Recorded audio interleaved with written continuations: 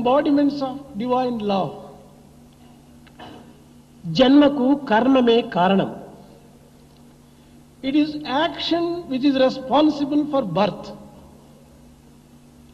కనుక ప్రతి మానవుడు కూడాను కారణ జన్ముడే. Therefore, every human being is born out of a purpose. కర్మ ద్వారా జన్మించినటువంటి ఈ జన్మకు ధర్మము ప్రధాన పురుషార్థము. Birth which has taken on the basis of action, righteousness is a very important associate. ధర్మమే ప్రథమ పురుషార్థము. The very first goal of human life is dharma, righteousness. ధర్మం అనగా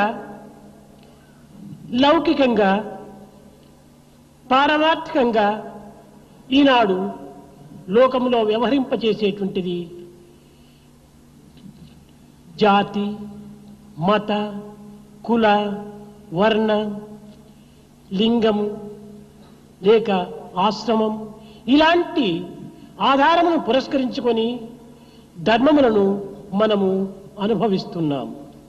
The type of dharma we are observing and enjoying in the worldly as well as in the spiritual sense is associated and based upon the caste, religion, community, color, sex, and also the stage in human life.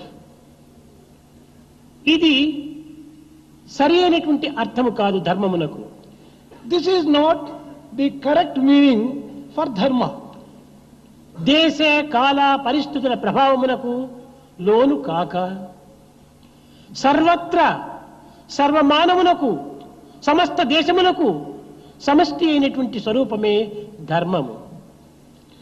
Real dharma transcends the country, the time and the circumstances, and it is applicable to all human beings at all times, in all places and everywhere.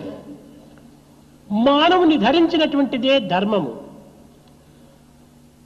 What man wears and bears, that is dharma. మానవుని ధరించినటువంటిది మానవత్వమే. What man actually wears is human nature itself. మానవునకు మానవత్వమే ధర్మము. For every human being, human nature